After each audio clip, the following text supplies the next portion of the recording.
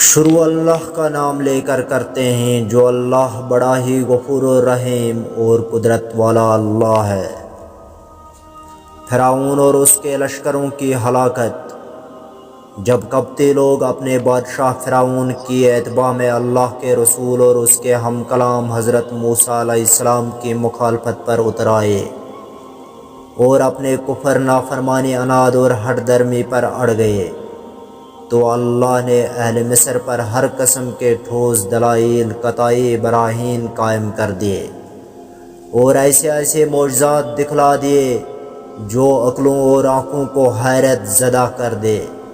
لیکن اس کے باوجود اللہ سے نہ ڈرے اور نہ اپنی سرکشی سے باز آئے اور نہ کفر سے روگردیاں ہوئے اور اس سے واپس مڑے، بلکہ صرف چند نفوس ایمان کی لازوال دولت سے سرفروز ہوئے۔ اور ایک قول کے مطابق وہ افراد صرف 3 تھے، ایک فرعون کی بیوی اور ایک اہل فرعون کا شخص، اور تیسرا وہ شخص جو شروع میں حضرت موسیٰ علیہ السلام کے پاس دوڑا آیا تھا اور خبر دی تھی کہ فرعونی لوگ آپ کے قتل کا منصوبہ کر رہے ہیں، لہذا آپ روپوشی اختیار فرما لیجئے۔ تو یہ 3 افراد مسلمان و با ایمان ہوئے تھے اور ان کا ایمان بھی انتہائی خفیہ تھا، فرعون اور اس کے ظلم و ستم کے ڈر سے۔ اور فرعون کی قوم کے دوسرے لوگ ایسے مومنوں کی چغل خوری کے پیچھے تلاش میں رہتے تھے۔ اللہ عز و جل فرعون کے متعلق خبر دیتے ہیں، اور بے شک فرعون زمین میں ناحق بڑائی پسند تھا اور حد سے زیادہ گزرنے والا تھا، یعنی سخت سرکش تھا اور ناحق اکڑتا تھا، اور اپنے تمام احوال و امور اور ہر چیز میں حد سے نکل چکا تھا۔ اس وجہ سے یہ درخت کی ایسی جڑ بن چکا تھا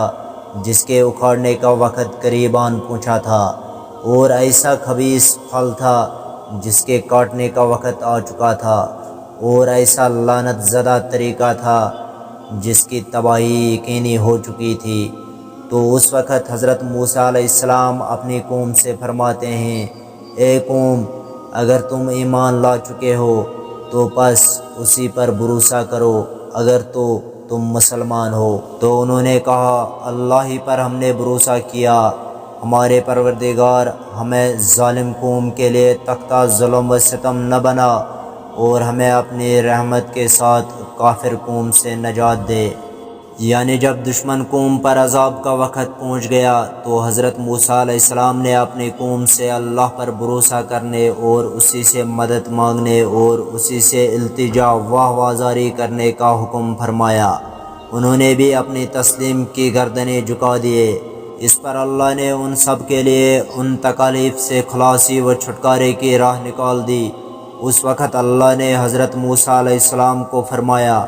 اور ہم نے موسیٰ علیہ السلام اور اس کے بھائی کی طرف وحی بھیجی کہ اپنی قوم کے لیے مصر میں گھر بناؤ اور اپنے گھروں کو قبلہ بنا لو اور نماز قائم کرو اور مومنین کو خوشخبری دے دو۔ اور موسیٰ علیہ السلام نے کہا، اے ہمارے پروردگار، تو نے فرعون اور اس کے سرداروں کو دنیا کی زندگی میں بہت سا سامان، زینت اور اموال دنیاوی زندگی میں دے رکھا ہے۔ اے پروردگار، ان کا مال یہ ہے کہ تیرے راستے سے گمراہ کرے۔ اے پروردگار، ان کے اموال کو برباد فرما اور ان کے دلوں کو سخت فرما دے تاکہ ایمان نہ لائے جب تک کہ عذاب الہم نہ دیکھ لے۔ خدا نے فرمایا کہ تمہاری دعا قبول کر لی گئی، تو تم ثابت قدم رہنا اور بے عقلوں کے راستے پر نہ چلنا۔ یہ عظیم دعا تھی جو اللہ کے ہم کلام حضرت موسیٰ علیہ السلام نے اللہ کے دشمن فرعون کے خلاف اٹھائی اور اللہ کے غضب کو آن پر پکارا،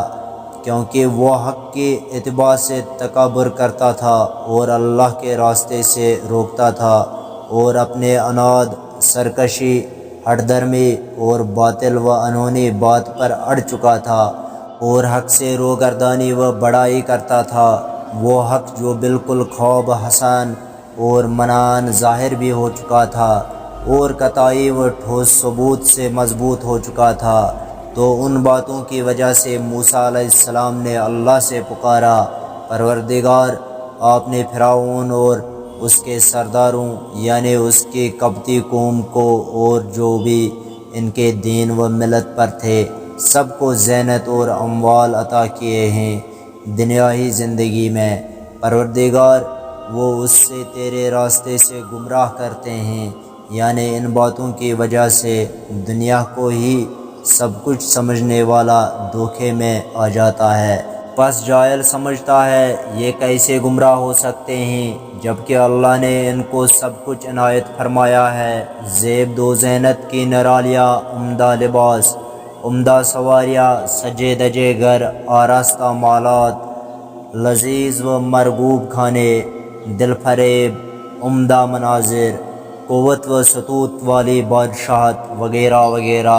لیکن یہ سب کچھ صرف دنیاوی زندگی میں ہے، ورنہ آخرت میں یہ سخت عذاب میں ہوں گے۔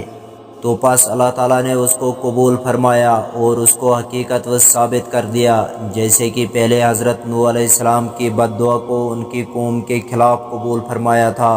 اور حضرت نوح علیہ السلام نے یوں بد دعا فرمائی تھی: پروردگار زمین پر کافروں میں سے کسی کو بستہ نہ چھوڑ، بے شک اگر آپ ان کو چھوڑ دیں گے